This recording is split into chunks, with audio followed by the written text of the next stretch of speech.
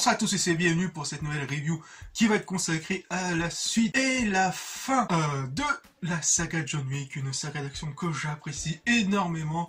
Je vous envoie directement vers le hors-série que j'avais fait, donc c'est le numéro 2 de souvenirs sur la trilogie John Wick, sur les 3 premiers épisodes, histoire de vous mettre un peu à jour et découvrir, pour tous ceux qui ne connaissent pas, cette saga d'action qui est vraiment très rafraîchissante dans ce genre. Bref, avec des gunfights assez géniales, même si une narration un peu simpliste, mais assez efficace pour s'y intéresser. Bref, c'est une très grande saga qui va se conclure via ce 4e chapitre, et donc ce 4e chapitre est-il une conclusion assez parfaite pour la saga? La réponse tout de suite. Bien sûr, ça sera une review 100% sans spoil, avec bien sûr mes petites notes juste là sur mon PC, donc si je regarde un peu mon PC, voilà. Je pense que vous êtes un peu habitués avec mes reviews.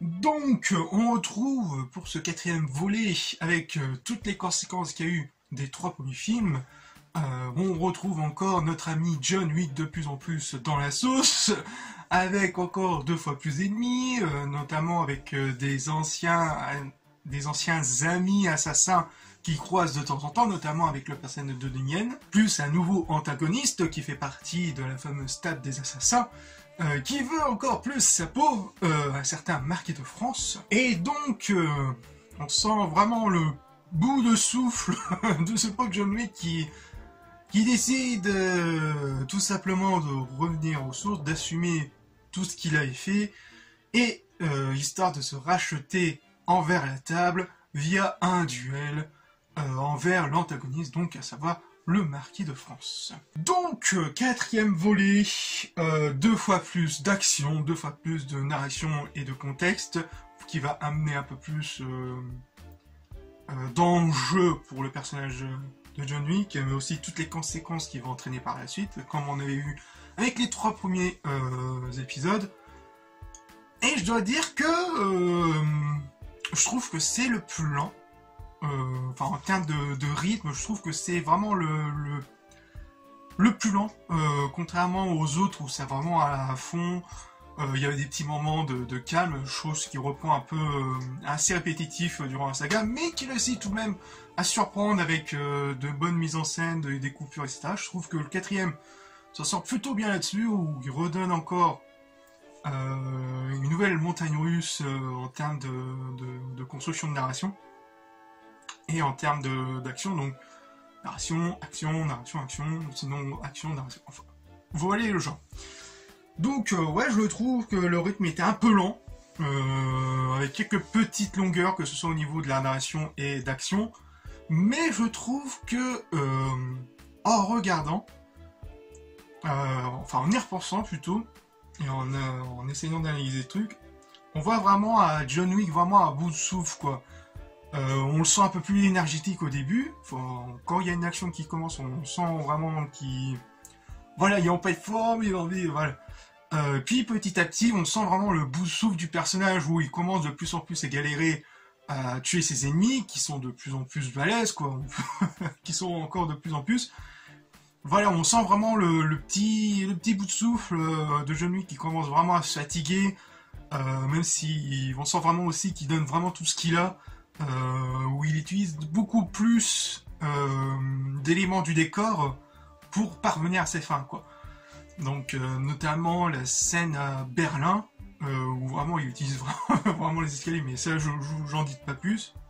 Sinon d'autres éléments du décor comme les véhicules, lors de cette... Franchement pour moi c'est une des plus belles scènes du film, c'est au moment de l'action de l'Arc de Triomphe, franchement c'est un vrai régal. Voilà. Donc il utilise beaucoup plus d'éléments, voilà, pour parvenir à ses fins.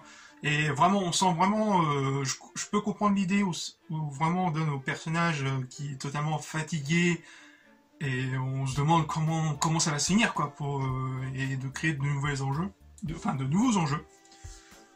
Donc un bien pour un mal, même si je peux comprendre certaines critiques où c'est un peu tiré en longueur, etc. Je peux comprendre. Tout ça avec aidé aussi, avec toujours la réalisation qui est magnifique, encore une fois, avec cette photographie et ce jeu de lumière qui joue vraiment encore magnifique, notamment la scène de Tokyo où quand il arrive dans un des restos d'un de ses amis japonais, mais avec ce rouge et que il y a un décor rouge avec les fameux arbres au Japon, je sais plus comment ça s'appelle, mais avec ce reflet rouge qui arrive sur John.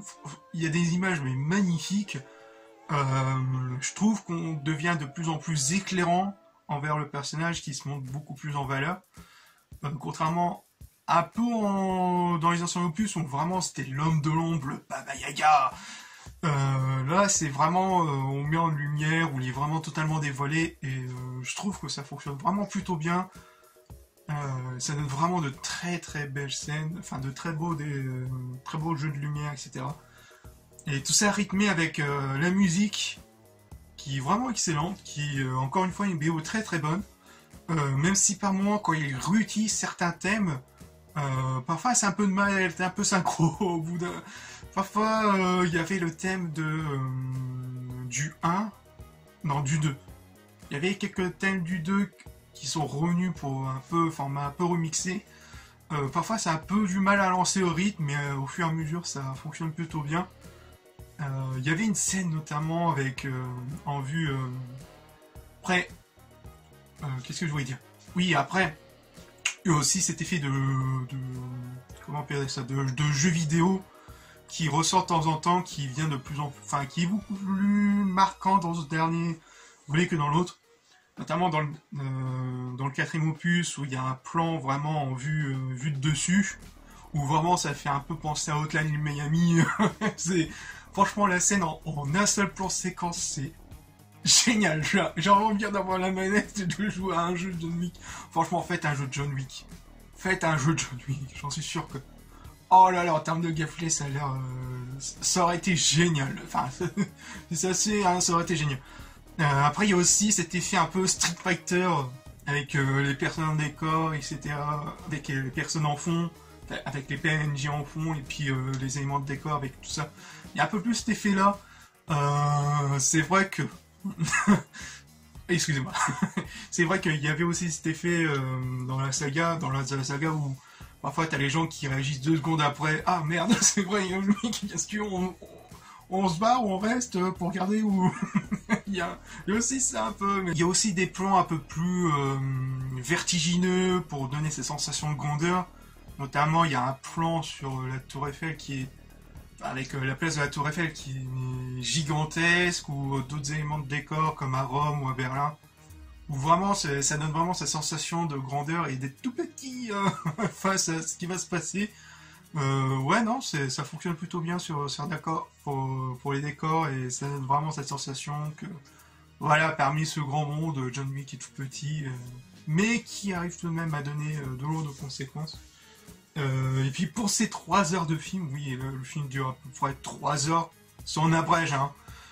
De ce que j'avais vu, c'est à peu près 2 heures et quelques, 2h40 je crois. Avec le générique, ça dure 3 heures. Franchement, honnêtement, j'ai vu un peu le temps passer, notamment avec ces petits longueurs, etc. Mais honnêtement, franchement, ça passe. Est-ce que ce 4ème opus vaut vraiment le coup? Est-ce que c'est une conclusion parfaite pour la saga? Je dirais que c'est plutôt une bonne conclusion. Je trouve que ça finit vraiment cet arc narratif du personnage de John Wick d'une bonne façon. Je trouve que ça passe plutôt bien.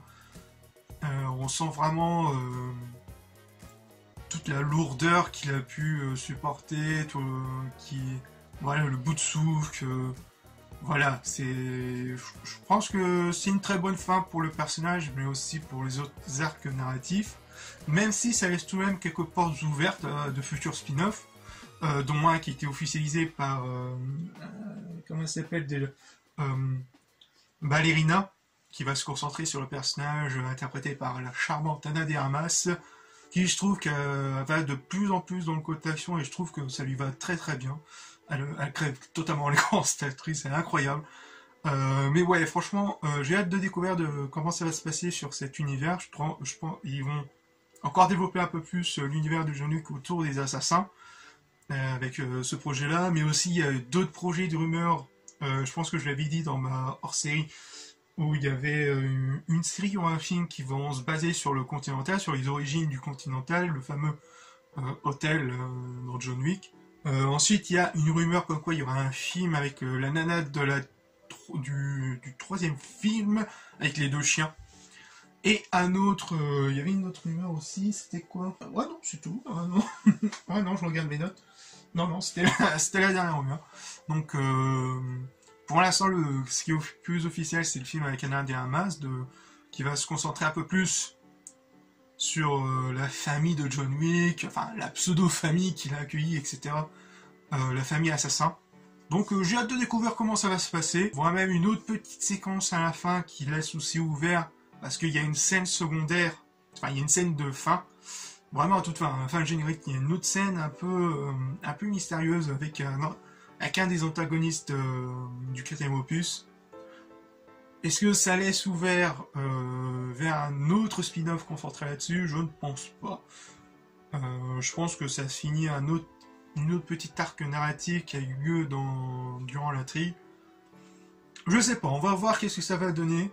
Mais franchement, je vous conseille fortement le visionnage de cette saga culte. Franchement, c'est une vraie révolution. Enfin, plutôt un petit rafraîchissement dans le genre d'action. Franchement, je vous conseille fortement cette trilogie, mais aussi ce 4e volet qui conclut parfaitement, l'arc narratif de ce bon vieux John Wick qui certes est facilité, mais qui fonctionne plutôt bien. Donc je vous laisse, n'hésitez pas à liker, à partager, à commenter si le film vous a plu, et on se retrouve pour de futures vidéos.